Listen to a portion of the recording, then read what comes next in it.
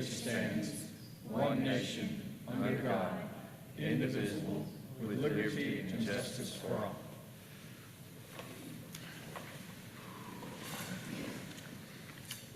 Okay, the first item I've got, we need to add additional items to the agenda. The first item is new business, 5J, and it's already on the agenda in front of you. The Triangle Area Rural Planning Organization application for a statewide planning and research grant.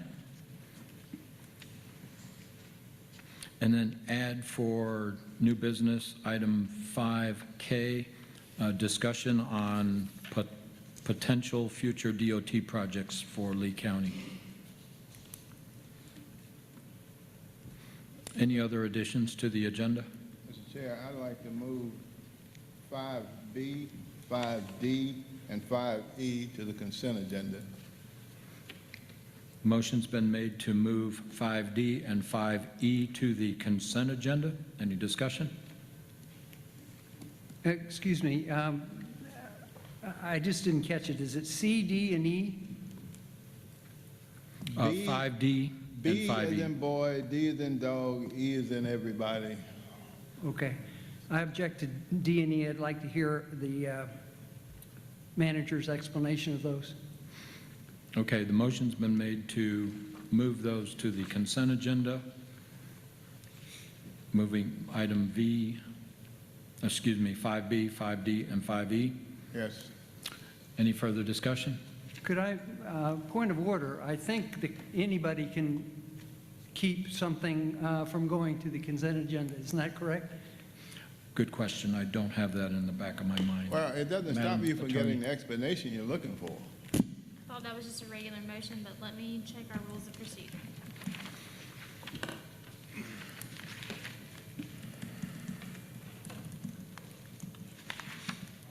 I would suggest that if you put it on the consent agenda, anybody can object to something being on the consent agenda, which would then, my objection would bring it back to the new business.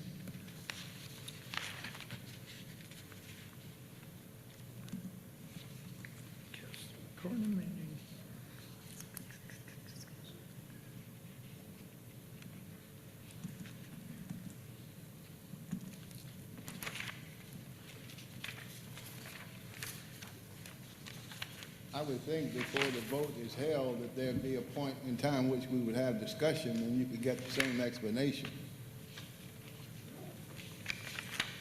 And you could vote against it if you like.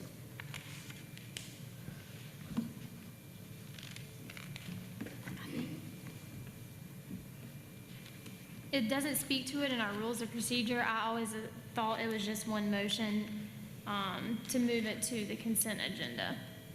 And if it fails, then it will stay on the regular agenda. The motion stands. All those in favor to move those items to the consent agenda, say aye. Aye. Any opposed? Nay. No. Can I have a show of hands on the consent, for moving it to the consent agenda? Those opposed? Okay, motion carries.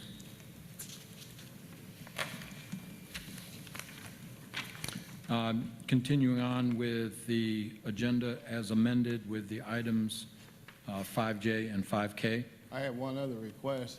I'd like to get an update on the mental health discussion that I brought up several months ago regarding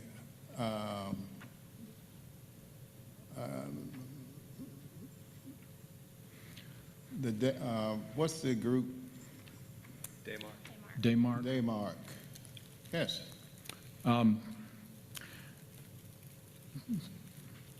Put that on as a discussion item Yes. under old business. All right. Item 4B, Daymark discussion.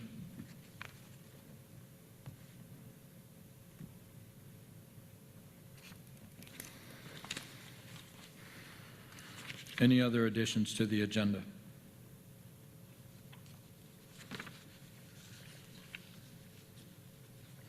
Mr. Chairman, will there be a vote on the consent agenda now? We're not there yet. Okay. Anything else for the agenda adjustments? All those in favor signify by saying aye. Aye. Any opposed? All right, now the vote for the approval of the consent agenda. Mr. Chairman, I move that we return the cost of living adjustment and the longevity pay expansion to new business from the consent agenda. And it's my understanding that if there's any member of the commission that wants to have that happen, moving something from the consent agenda, that has to happen. Otherwise, the consent agenda concept of being unanimous doesn't exist anymore. Okay, the challenge to moving those two items to the consent, or excuse me, from the consent agenda to new business, is that a motion? That's not a motion. What I'm saying is that the consent agenda only stands if it's unanimous. And right now, it's not unanimous, so that has to be moved to new business. Okay, clerk, assistant attorney. If we can just have could we have a few moments to review that, please? Look, I don't object to it. I'll be glad for it. Let him have it back on the regular agenda. Okay, you're withdrawing your motion? Yes, then? I do. Except for the one that passed, that he's not objecting to. Which one are Okay. you not opposing? He's not opposing to B, he's asking for D and E to remain on All the right, I'm good. new business. Okay, so we stand amended. The only item going to the consent agenda is change of employee retire insurance vendor, All right. and those items that are added under old business and new business. So approval of the consent agenda, all those in favor signify by saying aye. Aye. Any opposed? Thank you.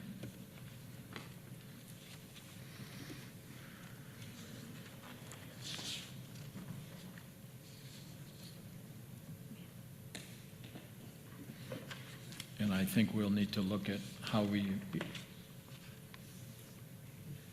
she's in discussion. It is correct. He's correct. Okay.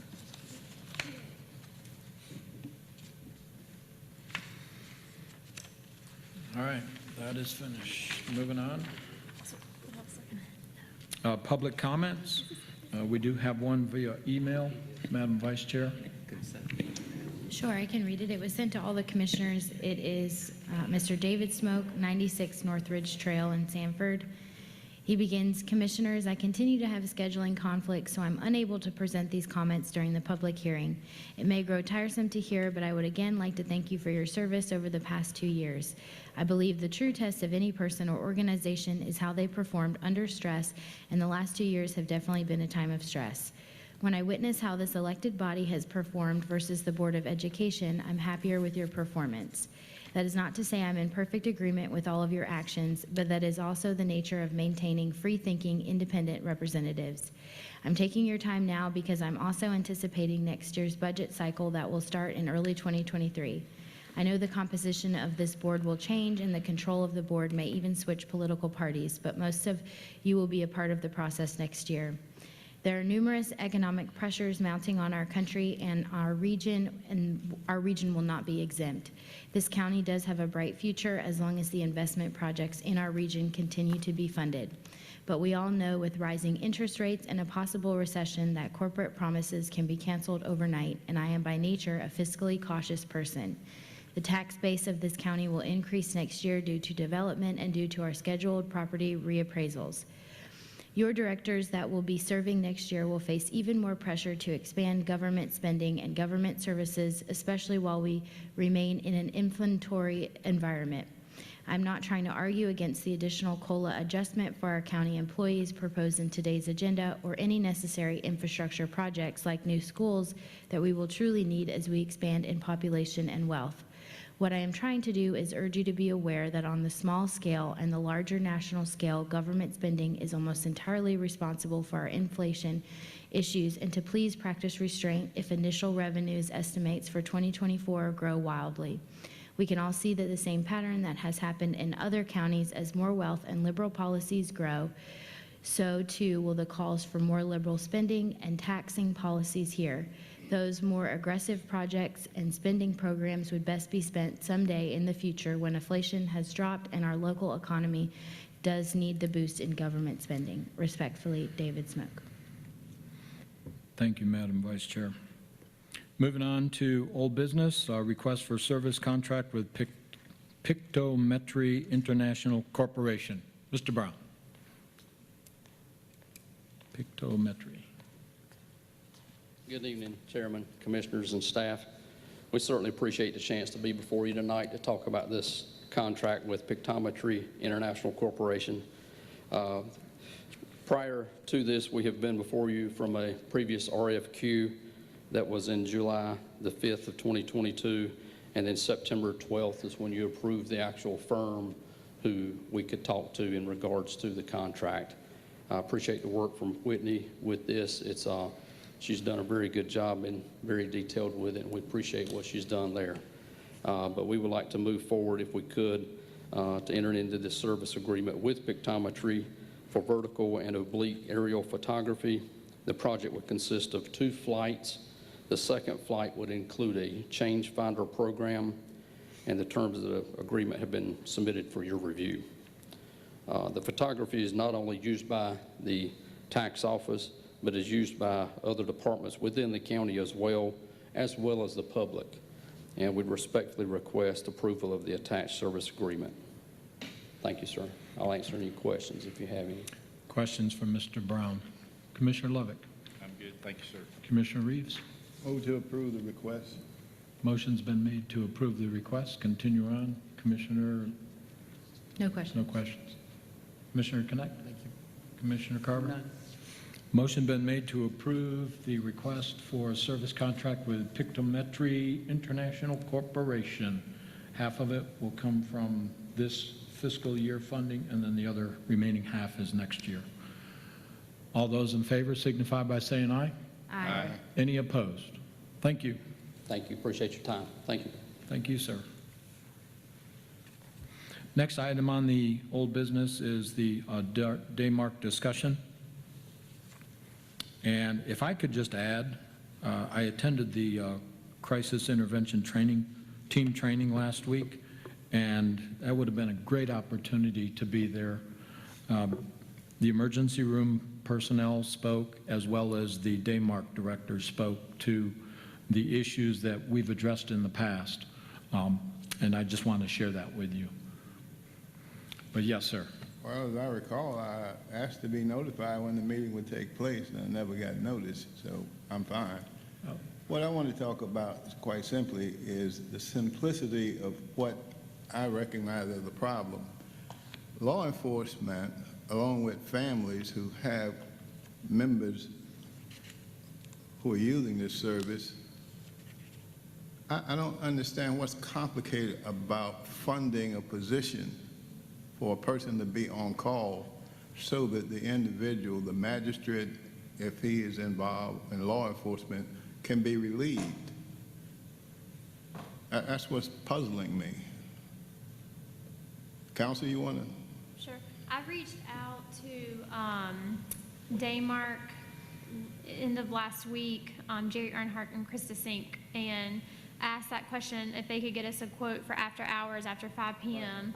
And she did respond this afternoon and said that they are in communication with their senior management team, crisis services across Daymark, and that they would be in touch with us to discuss in order to be able to get us a quote. They just want to have a meeting to find out exactly what the request would be. All right. Because all I'm suggesting here is that if we have to fund the position or honor the contract, so be it. We need to give law enforcement and families some relief that they don't currently receive. Yeah, that was a discussion that was quite intensive on both the emergency room personnel that spoke, as well as the Daymark in regards to law enforcement being tied up. Right. It's not an easy subject, unfortunately. But the solution is pretty simple. Yes, we'll just have to wait to have a meeting with them. I'm sure, like everyone else, Oh, I got I don't know you. their staffing. I you know, heard you. no. Yes. I'm good with that. I'm just saying that the solution is not that drastic. It's just a matter of getting an amount. Thank you. You're welcome. Anything else regarding Daymark, law enforcement, people in crisis? All right, moving on. And we're going to anticipate getting a follow-up on this. Yes, sir. I think she'd just like to have a meeting with us first, and then as soon as we have the quote and information, we can pass that information along to the board. Now, does Autumn have any involvement in these issues from time to time? She uses Daymark as a resource for individuals in the pretrial program. All right, under new business, the GFL proposal for solid waste services.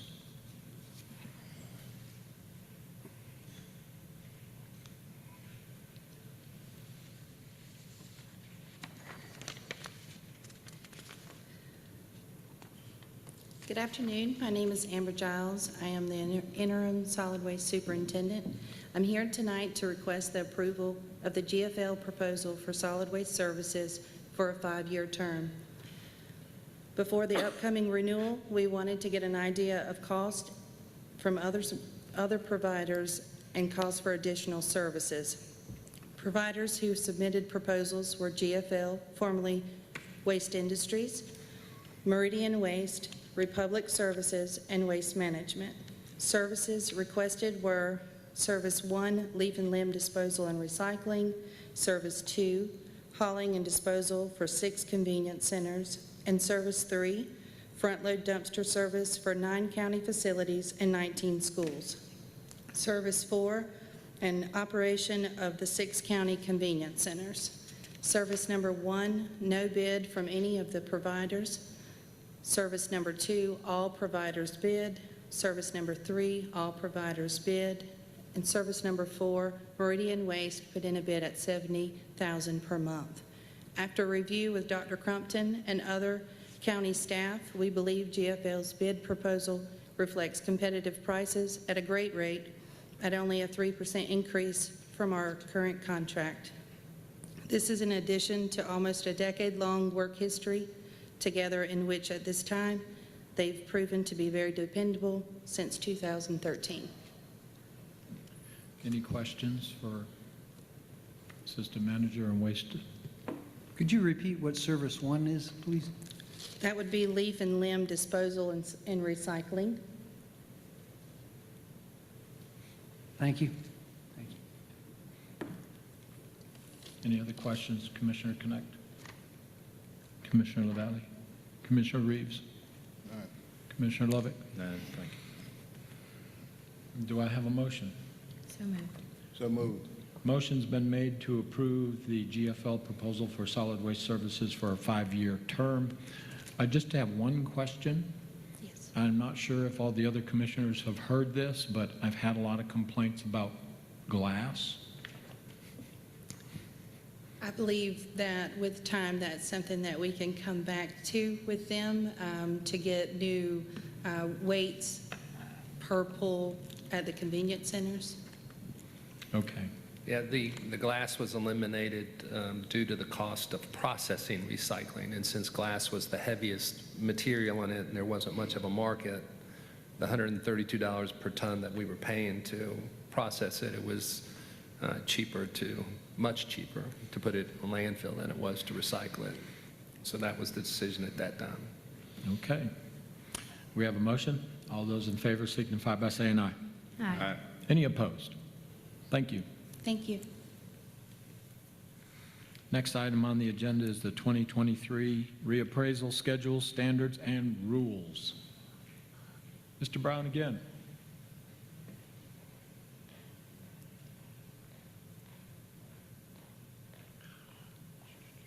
Good evening again.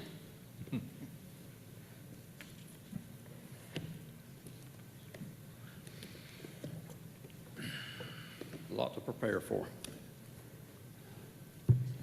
Before you, you have a copy of the adoption schedule of values for 2023 for market and use.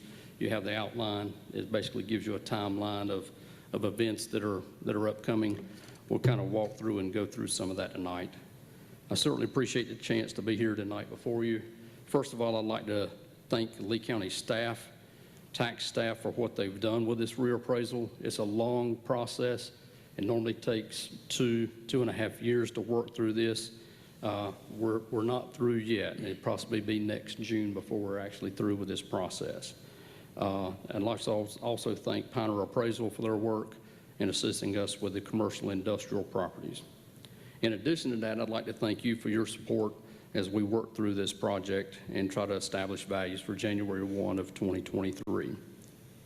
In preparation for the 2023 reappraisal, North Carolina General Statute 105-317 requires that the assessor present the schedule of values to the county commissioners. That we have done tonight. We have presented one set of schedules which speaks of market value. We set another set of schedules before you that actually deals with present use value. And present use value deals with the agricultural, horticultural, and forest land. So we present those as two different schedules, and we'll talk about it a little bit further as we move through. So the process of adopting the schedule of values is a multi-step process. An outline, as I said, has been given to you as far as the time frame. The schedule of values must be submitted to the county commissioners. We're doing it tonight, October 17th, and a notice regarding submission of the schedules and the public hearing will be published in the Sanford Herald tomorrow. We look to have a public hearing on November 14th regarding the schedules, and then we look further after that to have an adoption of both of those schedules on December 5th. And then the schedules will have to lay open for 30 days after that time. Copies of the schedules will be available at our office for public inspection, as well as the two public libraries, the one in Sanford and also the one in Broadway. Values are not final at this time. We continue to work on establishing values, and we will carry out this process until late December or early January to arrive at values that are dated for the January 1, 2023 date. Taxpayers will be notified of their values in mid-February by mail. We will send taxpayers a notice for each of their parcels that they own, and we look to do that mid-February. Taxpayers can file appeals in writing, mail, or online, and that will take place after we mail our notices out in February. Taxpayers will have the right to appeal and discuss the new value. The informal process will take place with the appraisal staff and with the vendor that we have for the commercial industrial properties. That'll be the informal process. And then after that, we have a formal process with the Special Board of Equalization and Review. And that Special Board of Equalization and Review is a board in which the Board of County Commissioners normally sit at unless they established a separate body to do that. And y'all have done that in Lee County. We appreciate that. The third avenue of appeal after the informal and formal process is actually the level of the North Carolina State Property Tax Commission. So there is an avenue or a matter of due process that taxpayers can go through to resolve their property tax appeals. In the matter of public relations, we've also we have created a 2023 reappraisal video. I'd like to thank Ben McQuarrie for that, our intern, and then Haley Hall, who's also assisted with that, and that has been posted to YouTube. We actually have it on our website also that taxpayers can look at. And then we also have another video that's actually on the website also, and it basically kind of talks about appraisers and what their job and what their duty and role is. So both videos can be found on the Tax Administration website. They actually are there now for anyone to look at and view. Later this year, we'll be placing a flyer in the Sanford Herald to answer a commonly asked questions regarding a reappraisal. We've also prepared a brochure that we'll be placing in libraries and other public buildings. In addition, we'll also have some speaking engagements and talking about the reappraisal process. We have a couple of those lined up already. So we'll continue to work with Haley on public relations as we move closer to the date. We'll certainly try to push these videos also to the PEG channel so that they'll air on a timely manner for taxpayers to look at. At this time, after we've presented the schedules here, as we've done now, I'll be glad to answer any questions you may have. Questions for Mr. Brown? Commissioner Lovick. Will taxpayers see their old tax evaluation compared to the new one? We tend not to do that, and I would prefer not to do that only because the old value is not a value that we're defending. Because a lot of people want to sometimes take the new value and old value and use that as a measure. That's not a good measure because we're not defending the old value at this time. We're establishing a new value, and that's what we're looking to defend. That's what we're looking to work with. So in my preference, I'd rather not have the old value as part of the process. Right. You know we just get questions, so I was Well, we have that information available online. So taxpayers can come to our website under the tax administration, go to the appraisal, go to the real property search, and over on the left-hand side, that information is there. It has years that go back possibly 10 years. It goes back to 2001. So I have Lisa Faulkner here with me tonight. She's the head of the appraisal section, does a very good job. But that information is out there and available if they wish to look at it.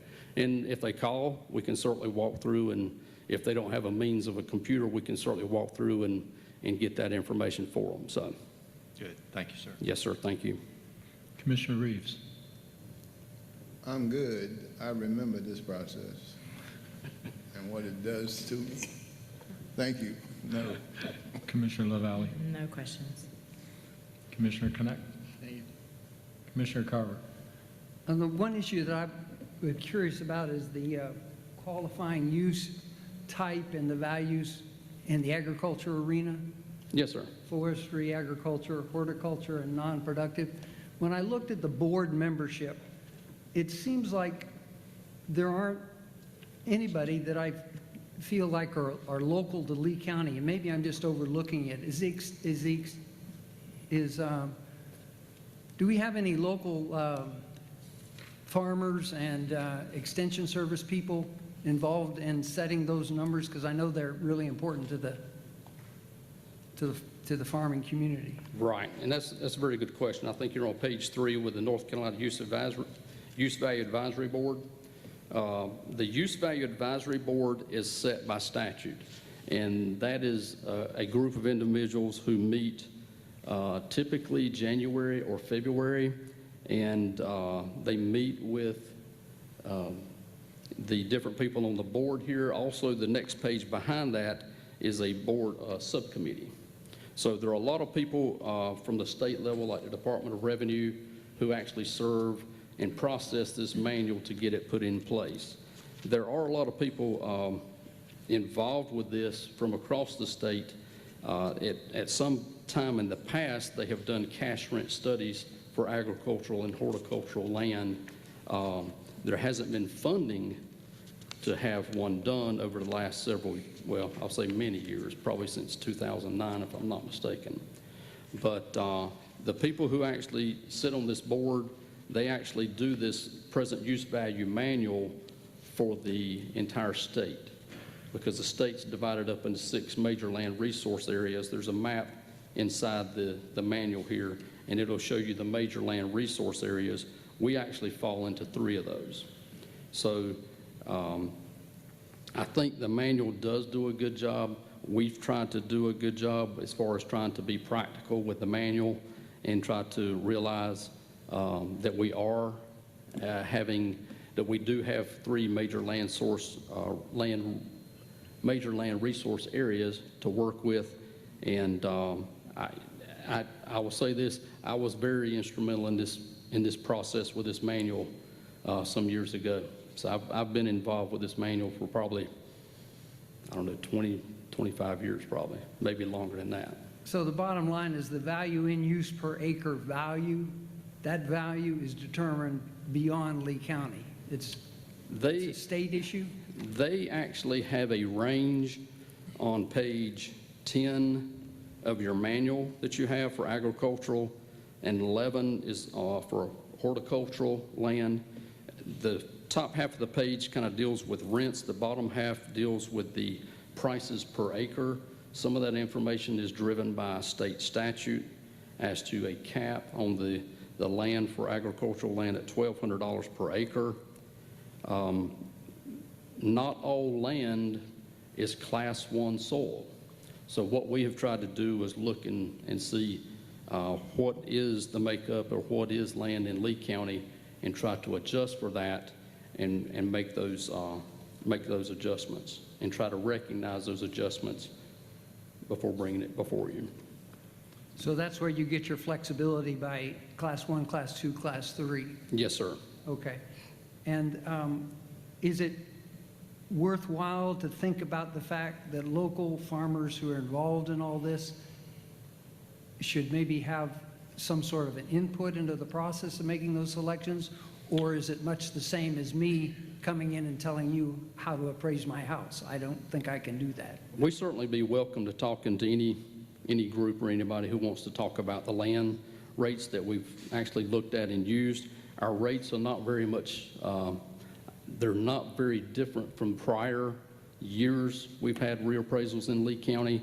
I think the only thing that we actually changed this time is probably changed our forest land a little bit. But Okay. that's only because we have people up there who have a little bit more information, and the forestry probably has a little bit more viable information produced each year that can be studied, where the cash rent study method for agricultural and horticultural land, there hasn't been funding to do that. to get that done.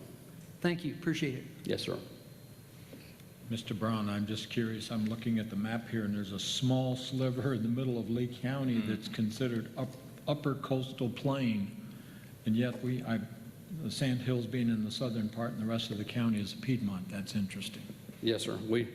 We are in 3 different classes there, so we've tried to recognize that with the numbers that we have arrived at for present use value. So how much does that influence the value of those 3 different characteristics of geography? They seem to, I mean, they're identified on the page, excuse me. They're actually identified on page 10 as far as the agricultural land, and we're in, if I'm not mistaken, 133A, 136, and 137. Okay. And the difference of those has some range in it, but we've tried to work with that the best we can and look to see what the majority of our soils for each of those classes are.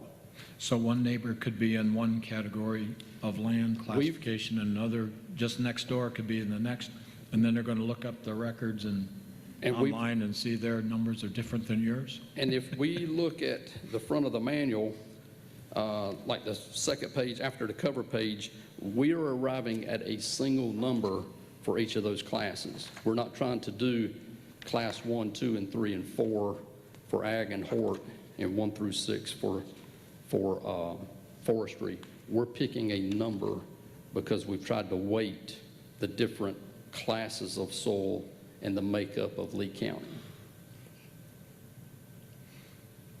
No doubt it's fun. Do I have a motion to approve the So moved. proposed? Tonight is just a presentation of Oh, I'm information. sorry. It says accept the proposed Right, accept, yes, sir. 2023 reappraisal schedule standards. So we're accepting it? We present them tonight, and we Oh, have we to got a set a public public hearing. Okay. I have got one quick staff question. How many bilingual staff members do you currently have? Currently, do I have, If you got that many, don't worry about it. I have two out of 16 are bilingual that I know of. Oh. You sure that'll be enough? At this, I mean, we certainly would love to have more.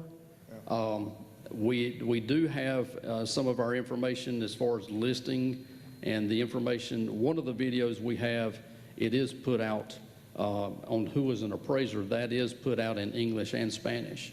Now, the new video that we have, we don't have it in Spanish, but we certainly could take that language that we have that we used for the video, and we could get that converted and put both of them out there in English and Spanish on our website. So we certainly can do that. Yeah, I think I would, Okay, yes, sir, we'll be glad to.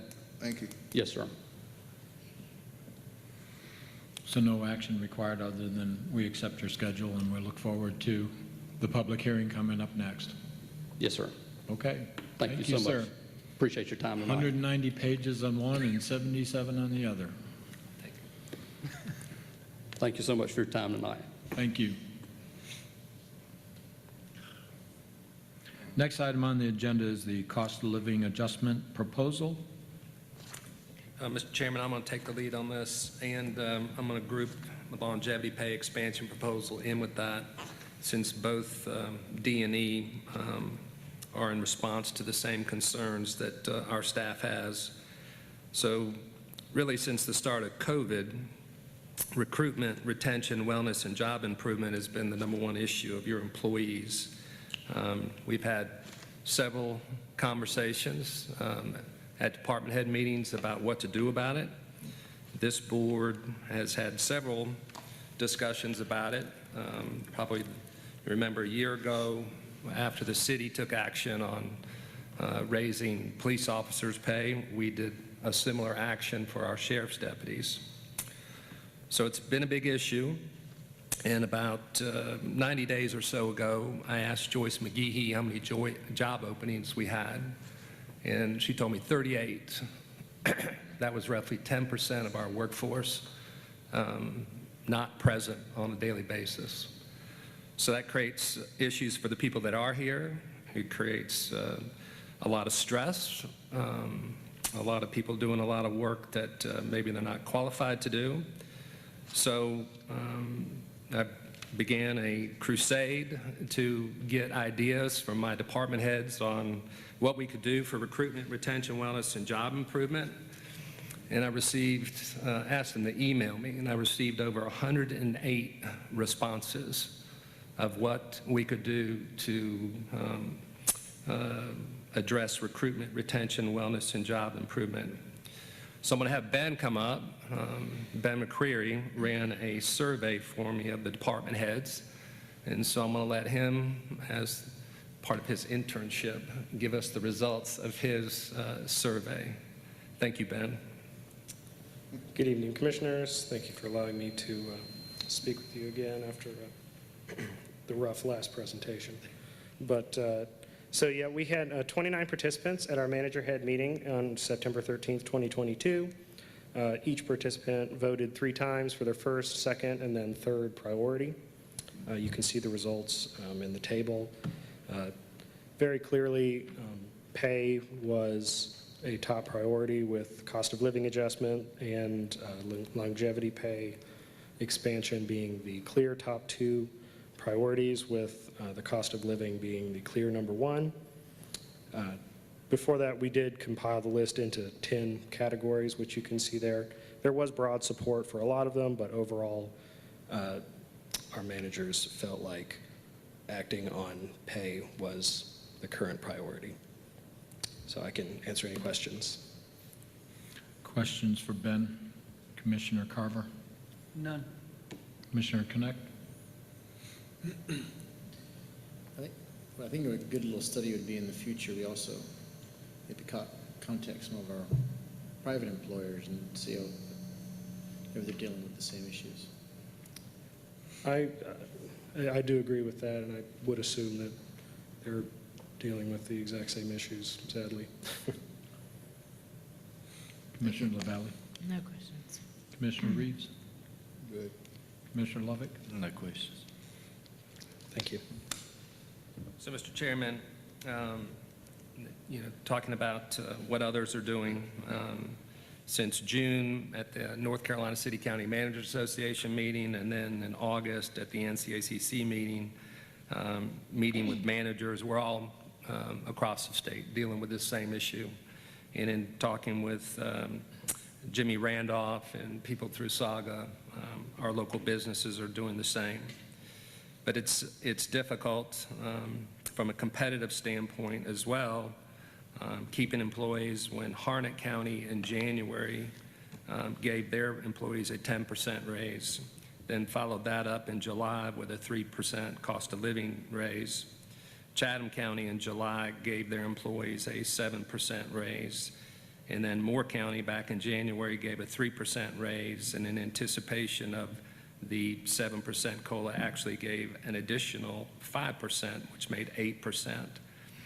So in my recommendation in the budget for this coming year, I recommended 4%, mainly because of we knew that there were a lot of other priorities within the budget, and lowering the tax rate was our number one priority.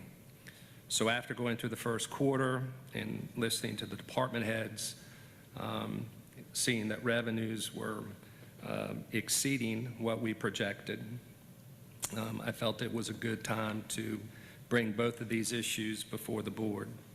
And 2% COLA gets our employees to a net 6% for this fiscal year. And then I will remind the board that right now, CPI is running about 8%. So July 1, we'd be looking at another 8% for the board to consider. And in the meantime, Mr. Carver and I had a little communication about our pay scales today, and I would tell you that he had the suggestion that we should review the pay scales in January when we're going through our budget process, and I think we should, because we used to be able to do pay classification studies every 5 years, and now we basically need to do them every 12 months with what's going on in the market. So it's hard to keep up with it. What we're trying to do is keep our talented people in place. I hear a lot of compliments from the public and this board about our employees, and we want to keep what we have in place because it's really hard to get new employees, because we're still recruiting every day and have still near 30 openings in the county. So I'll be happy to answer any other questions, for these two proposals. Commissioner Lovick? No question. Commissioner Reeves? No, I've been talking about this for months with the manager. Commissioner LaValle, any questions of the manager? No questions. Commissioner Connect? Thank you. Commissioner Carver? The only thing that I'd like to comment on, first of all, I'd like to say that I really appreciate what Dr. Crumpton is doing and keeping an eye on the quality and the longevity of our people. No question about the fact that that's important. And there is a lot of pressure on us to come up with a solution, and this solution is good for this time, COLA and longevity. But as he mentioned, the idea is that we want to solve the problem a little bit more long-term, because we have a number of people that are below what we would consider to be a good place and some above, et cetera. So what we need to do is kind of look at the pay scale as a whole. And I don't know what would be appropriate, but essentially I want to revisit the idea that requesting that, that review of the pay scales again in January is, I think, better than just a good idea. I think it's essential for us to keeping our feet on the ground as to what we're doing with our pay to our employees. So anyway, Well, we're in the middle of a discussion about these two things. Well, that's part of the issue with the economy right now. Having just left the private sector, I got to admit, it was very difficult to keep individuals. We train them, they move on to another position that pays more. And it's the same with the county. I sit on the Sand Hills Board, and we actually review the pay scales biannually and give cost of living increases, simply because of the competition in the mental health realm and the administrators there. And do I have a motion to approve? Commissioner Sharp, okay, who I'm could not sorry. be in Thank attendance this evening. He just wanted to let the board know that he is fully in support of the COLA proposal on the agenda this evening. Okay. Move to approve. Motion's been made to approve the proposed 2% COLA for full-time and permanent part-time Lee County employees to take effect on January 1st, 2023, in the amount of $260,884. Any further discussion? All those in favor signify by saying aye. Aye. Any opposed? Thank you. Moving on to the next item, which is longevity pay expansion proposal. I know we capped them all into.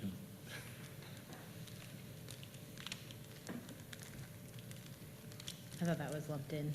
Do we need a separate motion? We'll need a separate motion for Okay, that. move to approve. The motion's been made to approve the expansion and increase of the current longevity rate schedules to begin in 2 years of service to the cost of $220,000. Any further discussion? All those in favor signify by saying aye. Aye. Any opposed? Thank you. I can't say enough that our folks, the people that we have working for us are important, and we need to keep them. And unfortunately, the market has us competing, and we kind of have to stay in that same realm. Thank you.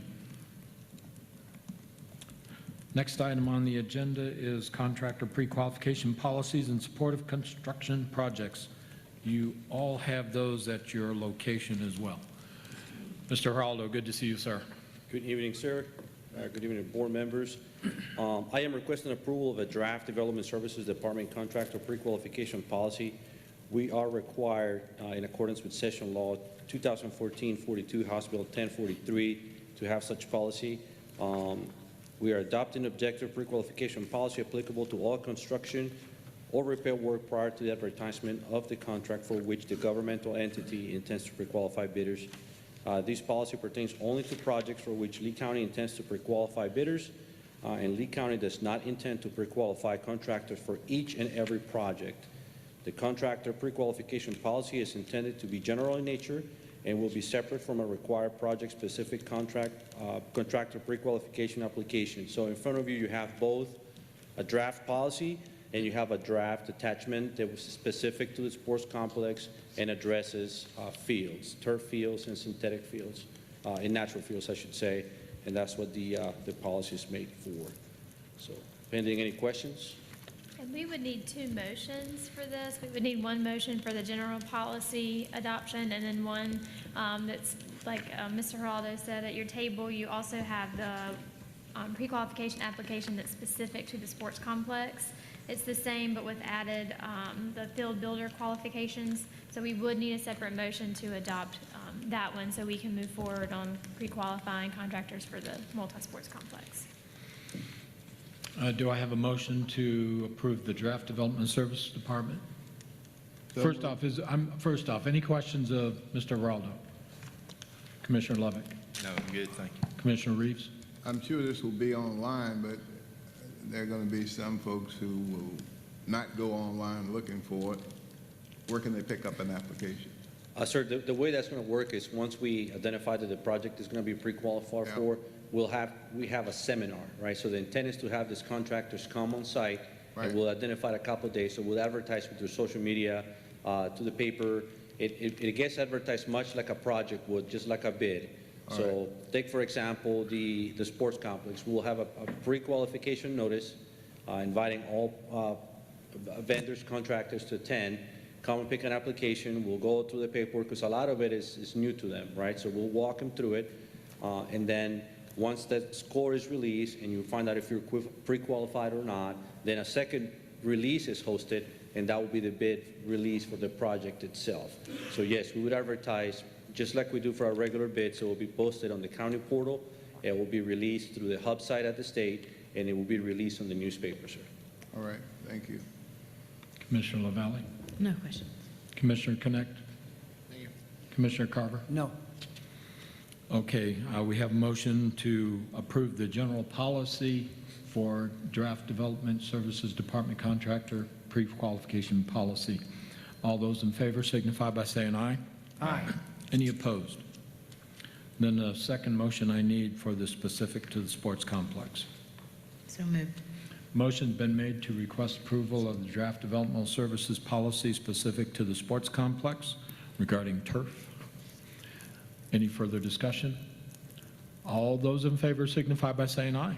Aye. Any opposed? Thank you. Sir, I'll stay here for a little bit. You're the security guy. Our second item is we're requesting approval of the Development Services draft for the Lee County Courthouse Complex Security Policy. Basically, during our current renovation project of the courthouse, we identified with judicial staff that there were some security concerns in the parking area, rear access to the courthouse, and the second floor courtrooms. This policy is designed to address complex security and restrict access to authorized personnel and employees. We've done a walkthrough of the courthouse already with county staff as well as IT staff, and we have done the same walkthrough with the county manager and the judge. Really what this policy does is just an admin policy at first because we have to mobilize some IT resources and some badges, but then it will go to the judge, and then he will release an actual memorandum for record securing the building, like I said, certain areas of the building, and that will be a two-step process. So once we get this approved, we will take it to the court and we get that implemented. So Human Resources has they've hired an employee a couple months back. She's done a walkthrough with IT, so we know how to segregate the badges, who has access and who does not. So we have that in place, and that's what this policy addresses. Pending any questions? Questions from Mr. Geraldo? Commissioner Carver?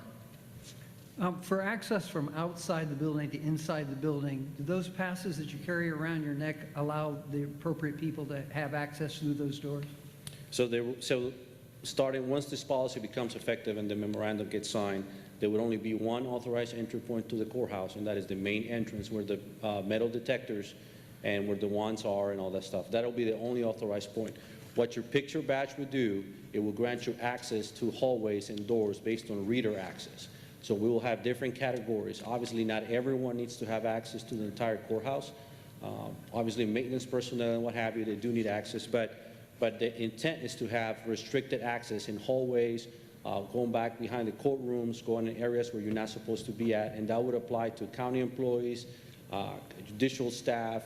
Basically, we will segregate spaces. So your badge will be on you at all time with a picture and a color, which will let the bailiff know whether you're a county employee or a legal person from a private firm or what have you, and then your badge will be matched and married to an access to the building.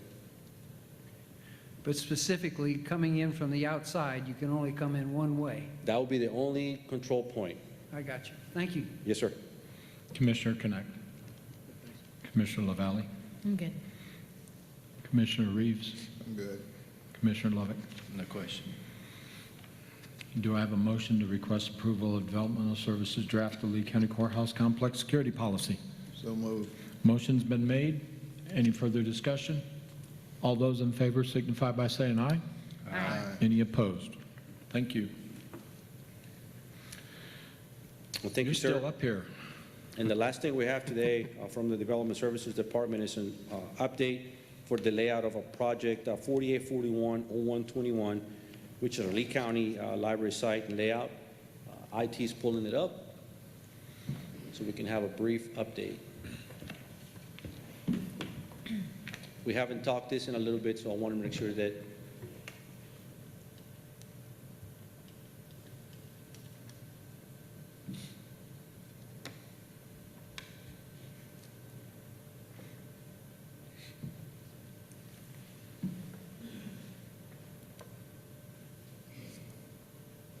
So now this presentation is designed to give you a design and layout update from our county library project.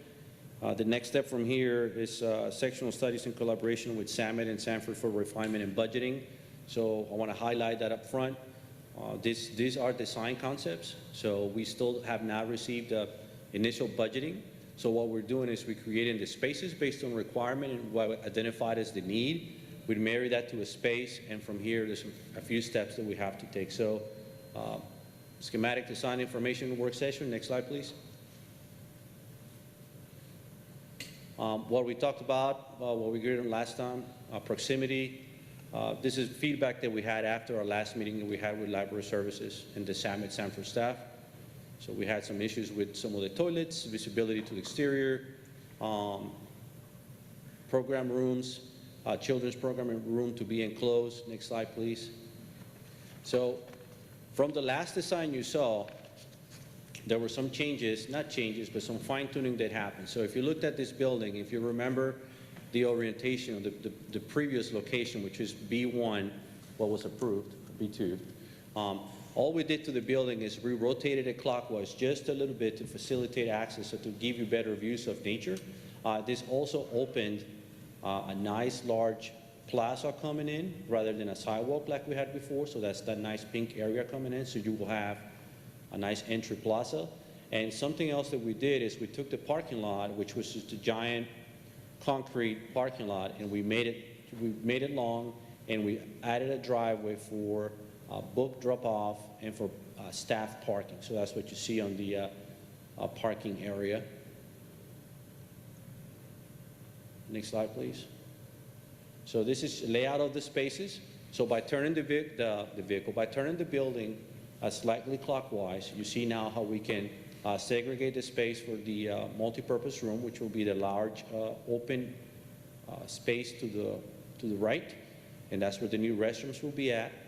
And if you have been to the clerical court, you see how we did new storefronts in that area to kind of keep it away from the main entrance of the library.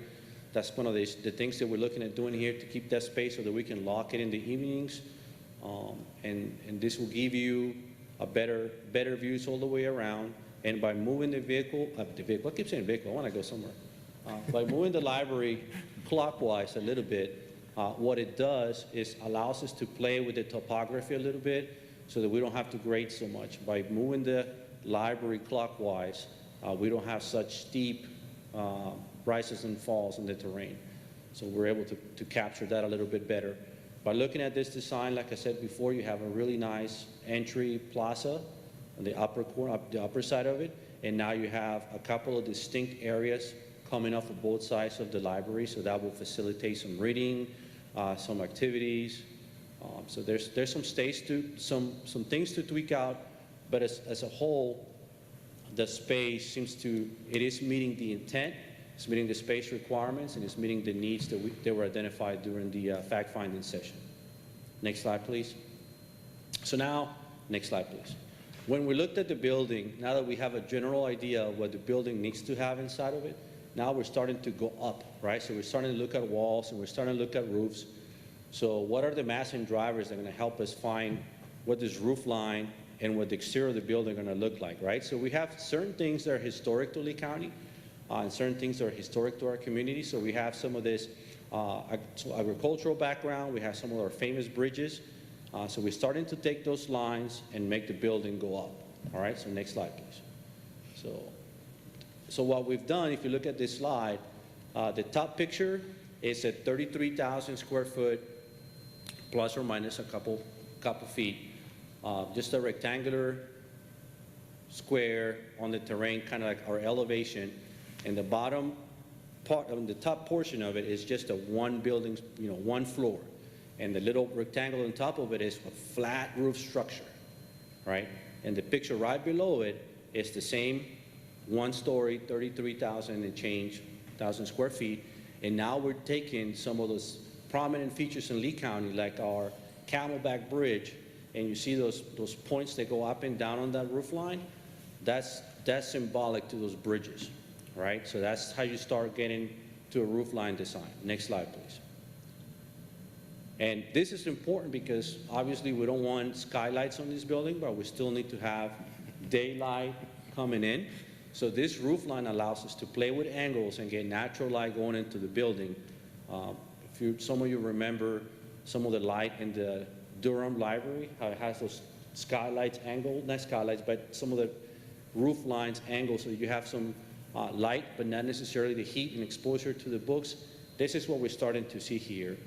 And the idea is, if you look at the picture with the colors, the pinks and the blues, the pinks being your higher roofing area, so those would be like your larger gathering spaces, so like a massive entry, a really nice multi-purpose room. And then your blue spaces would be spaces that require more quiet intimacy, so maybe some of your reading rooms, some of your exhibits. So that's how you start getting to that. Next slide, please. And then we looked at textures and materials. So obviously we have some bricks, some glass, some steel, some wood, and these are the things that's starting to shape the outside of the building. Next slide, please. So what is next for us? We're finishing our schematic phase here in the next few weeks. Our intent is to receive the schematic design phase from Vines Architecture. They'll submit it to us, they will submit it to their estimating crew, and they will submit it to Summit roughly a month before our Christmas break. From there, we'll have a certain amount of weeks to go over the designs as a staff, and Summit and Sanford contractors will do it as well, and the estimators will do it as well, and we'll make sure that all the bubbles are level, that we're still on track for budget, that we're still meeting space needs, that we're still meeting all the right requirements, and then, hopefully we'll go on our Christmas break.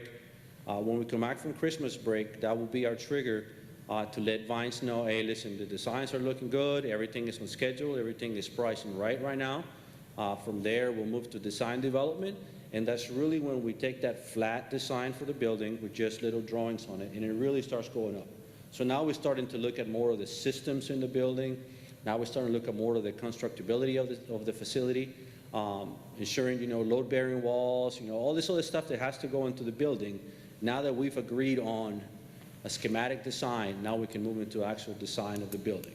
So that is our next phase, and that will start roughly at the beginning of January. Now, if you look at the schedule, next slide, please. This is just what I said right now. Next slide. That's saying that. Can you go back one, please? If you looked at the schedule, you may or may have noticed that we're just a couple of weeks behind from where we were originally. That's fine. At this point in design, it is absolutely crucial to take your time, because this is the time to make those changes. This is the time to identify the things that need to be done right. This is the time to figure out what we can and we cannot build. If we wait 4 months from now and the building is already up and the systems are in place, and then, and then we have to go back and change things, that's when things get really crazy. I know Joanna and Chip Gaines do it in 30 minutes, but we can't do it like that. We really have to maximize our time. So if we're a couple weeks behind right now, it's going to pay dividends 2 months from now when we are, or 3 months from now when we are married to the design, and every change we make at that point will be costly because it will incur, time, resources, study. So it's fine to spend the time now. So tomorrow at the city planning and board meeting, we will be presenting to the city planning board and the city staff our request rezoning proposal. So that's another update. So we will have good news, and pending any questions, this is all we have. Thank you, Geraldo. Mr. Geraldo. Yes, sir. Questions, Commissioner Carver? No questions. I just want to make a comment. I've been on the library board. I've watched Beth List, and I've watched you and these people come together. It's amazing to see how all these good ideas have come together in this presentation. I just appreciate your work so much. Thank you. Commissioner Connect? Thank you. Commissioner LaValle? I'm good, thank you. Commissioner Reeves? Good. Commissioner Lovick? None, thank you. I just want to add that I was speaking with Dr. Bill is left. Anyways, Dr. Stone met his horticulturalist, and we discussed the library and the outside, so we have a horticulturalist on staff. Just a reminder. Yes, sir. Sure. Thank you very much. Thank you. Next item on the agenda is a request letter for Orange County joining the Capital Area Workforce Development Board. And I always love the screen has to go back.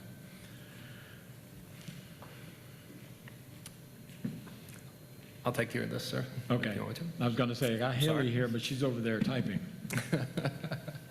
I'll be glad to take care of this. We have received a request from the the Capital Area Workforce Development Board asking us to approve Orange County as a member. The board probably remembers about a year ago we started discussing Lee County moving to the Capital Area Workforce Development Board and was accepted. Orange County is a natural partner with Chatham and a lot of these workforce development programs, and now would like to join as well. So we support it, and the staff at the Capital Area Workforce Development Board support it as well. Any questions regarding this? Commissioner Lovick? No, sir. Commissioner Reeves? Commissioner LaValle? Commissioner Connect? Commissioner Carver? Getting feedback. I'm curious about one thing. It has to do with regional decisions. We look at this one, we have different counties. We look at our MCO, LME, we have different counties. The Triangle J Council of Governments, different counties, combinations.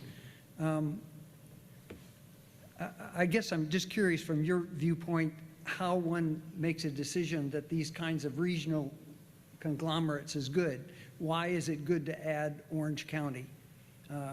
And maybe if you want to say, Bill, you just really need to come in and talk to me, it's okay. No, I sir. understand. It really comes, in this program, it really comes down to the programs that are put in place to get these people the training and education they need to get a good job. The WIOA helps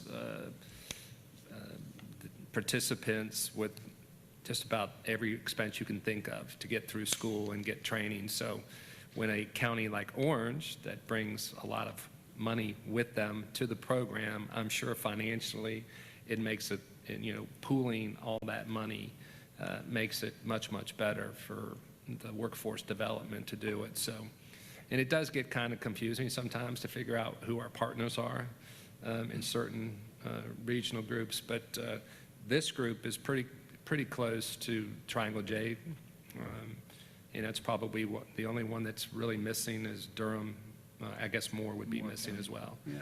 But just natural in this area, how it kind of comes together. And then you also, like in the mental health part, you have, Sand Hills has a good reputation of what they're doing. We still have issues to overcome, but they have a very good reputation. So you have counties that want to join it because of the reputation. That's probably why that LME is really growing, and we don't necessarily have, a lot of geographic commonalities with some of the counties that joined, but money and geographic probably drive most of these decisions. Got it. Thank you. Any other discussion?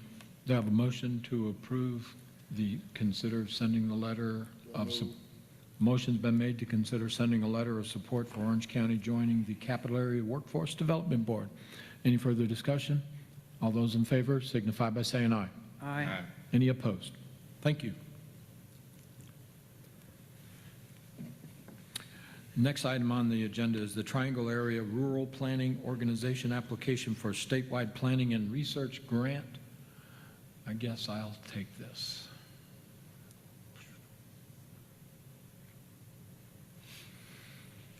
All right. We had the Triangle Area Rural Planning Organization Board meeting last week.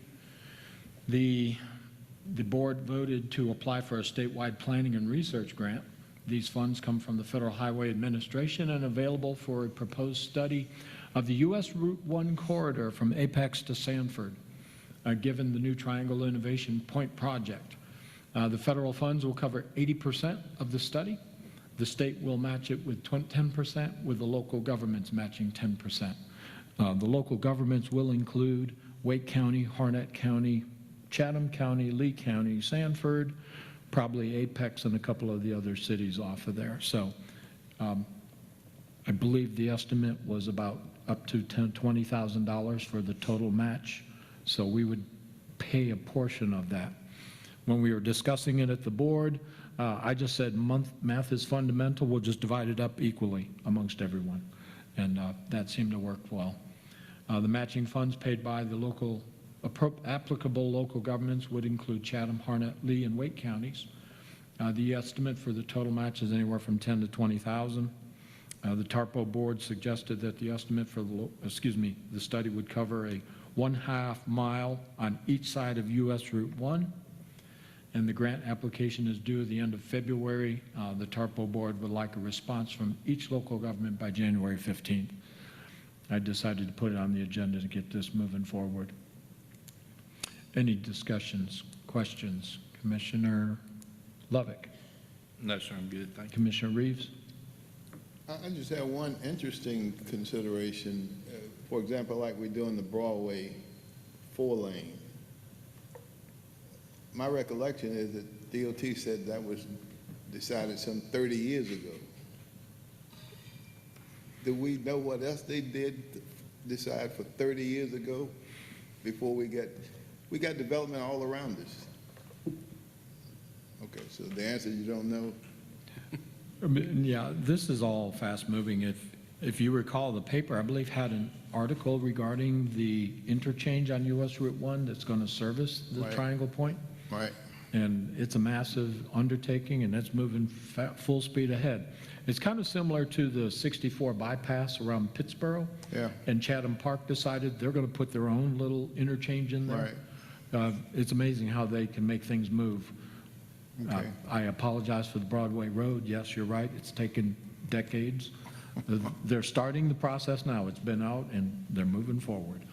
All right. Just- I'll give a motion to approve. Okay, thank you, sir. Any questions, Commissioner LaValle? Commissioner Connect, Commissioner Carver? No.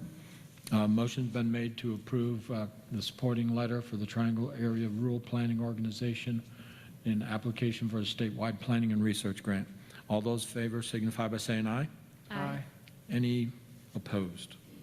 Thank you. And then I added on here, and I sent each of you an email regarding a discussion on the potential future DOT projects. Next week, the Lee County the Lee County Transportation Planning Committee is meeting to review all the items that have been on the list and have taken off the list, and we're hopefully getting put back on the list for the future, 30 years from now. Sarcasm. So I would like to know, everyone saw the email I sent? Let me pull it up here.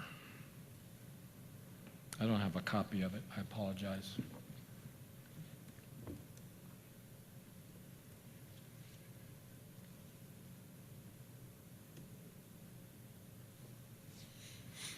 All right, here's the list I have, the following locations.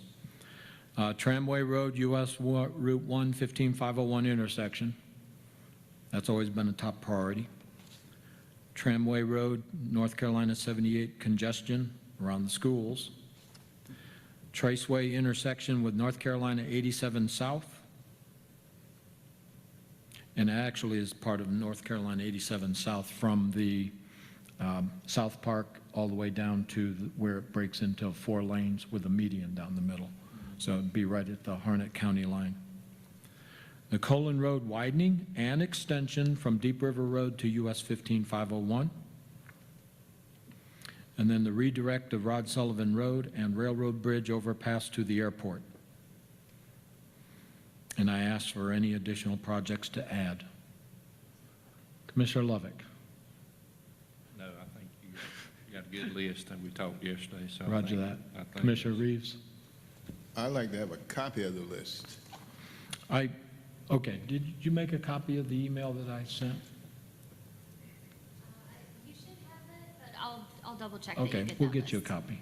Thank you. I don't have a copier on this thing. I understand. Commissioner LaValle? Commissioner Sharp had emailed and said that he had no additions. Commissioner Connect? Nope. Commissioner Carver? No. Okay. So I'm going to take it from my list that I sent everyone, that stands? Okay. Have a motion to approve the list? So moved.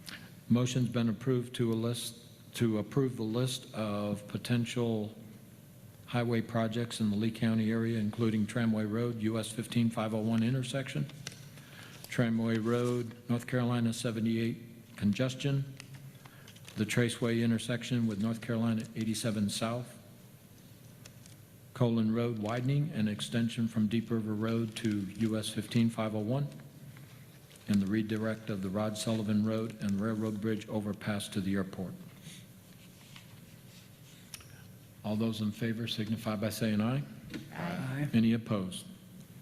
Thank you. Just out of curiosity, the Tramway Road situation up at Tramway School, you know, they're building the apartments right down below that. So Yeah.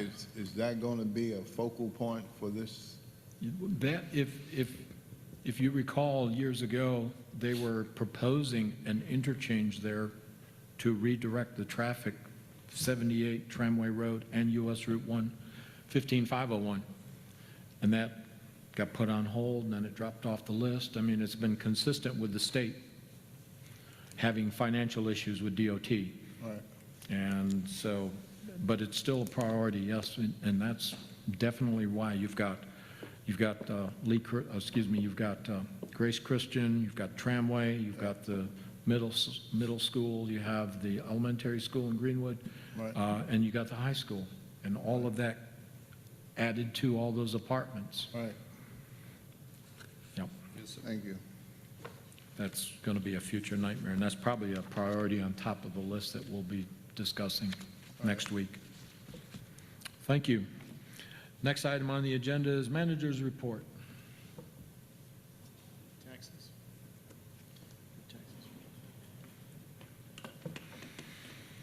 Ms. Good Seisman. evening.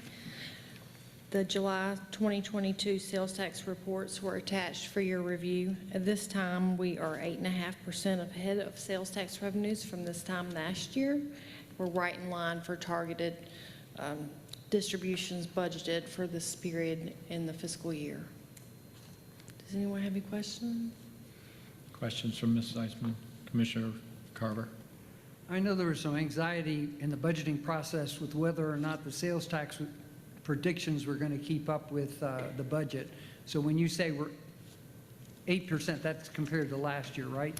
So I said it's 8.5% compared to this time, compared to July 21. Okay, So, but then we are also 8%, just over the 8.33% for anticipated sales tax distributions for July. So we anticipate approximately 8.33% per period, and we're right there at that. okay. And those were basically the data that we used to predict what the budget should be, right? Yes. We're keeping up, the Yes. sales tax is keeping up with that? Yes, it is. Thank you. Commissioner Connect? Commissioner LaValle? No questions. Commissioner Reeves? No. Commissioner Lovick? No, sir. Okay. Thank you, Matt. And I lost everything. Yes, sir, I'm up next. It's not in my report, but I want to go ahead and talk to the board about this one item. I did send an email out to the board and forgot to talk about it at the last board meeting and need to bring the board up to date. We are going to receive $800,000 from the General Assembly in this year's budget, courtesy of Jim Bergen. And that $800,000 was line item for 11 groups. So I'll read those off. Boys and Girls Club, $50,000. Broadway Vets Memorial, $70,000. Central Carolina Hospital, $100,000. Helping Hand, $100,000. Kiwanis Park, $100,000. Outreach Mission, $100,000. Reach Out Crisis Pregnancy Center, $50,000. Salvation Army, $50,000. The Sheriff's Office of Lee County, $30,000. And Veterans Court, $50,000. And finally, the Veterans Harbor Inn at $100,000 for a total of $800,000. Staff is getting ready to start contacting these people. They'll have to give us a program of work, and when we get the funds, we will have the board allocate those funds to those organizations per the General Assembly's request. So I just wanted to update that because I know some of you all have been getting calls from the groups about whether we got the money or not, and I don't know if we've actually received the money yet, but we're working on getting it. Did he select those programs himself? He did. Okay, thank you. Any other questions on that topic? Commissioner Lovick, Commissioner LaValle? Are those set in stone, or is that, According to him, they're set in stone. Yes, Okay. ma'am. Good question. Commissioner Connect? Commissioner Carver? On the subject of Veterans Harbor, the dumpster, Yes, sir. just, It was placed Friday, and when I talked to Amber, we're going to pick it up tomorrow. okay. Thank you. Yes, sir. Always glad to help when someone having issues cleaning up a dilapidated piece of property, so we do what we can. Continuing on in my report, the Moore Training Facility, we're into another phase of the material, the hazardous material. Can't really call it hazardous material. It is hazardous material, but it's not a lot of material left. But we're into phase 2. They've put 4 new wells in the ground near the building. Next week, they'll do a smoke thing where they'll try to push some of that contaminated material to the new wells and begin to vacuum and process and remove that over the next 30 to 60 days. So we're getting closer and closer to having no further action on all the wells on the site, but these last 4 may take a little bit longer to do. But there are areas of the site where we've received no further action letters. There were over 20 SHMUs, as they're called, and we have it now down to about 5 or 6. So we're doing very well there. The multi-sports complex design continues. We hope to be before the technical review committee in November and hope to have bids out, going out February 1st, maybe more towards the middle of February. Horton Pool, we're back on moving, and the unsuitable soils are being handled underneath the bathhouse. The contractor's working very well. The pool contractor is also almost finished with demolition, and hopefully the issues with their permit have been resolved, and they will have a permit this week and can begin construction. And we are, our current date for substantial completion is May 1st, 2023. Hale Center engineering is complete for the HVAC. We were out to bid, had a bid opening last week. The bids were a little high. So we're going back to the discussion table on that one before we bring that to the board. We've already been over the library, the historic courthouse. The contract is moving along with staff and should have the contract for that November 14th. So we have all the reports.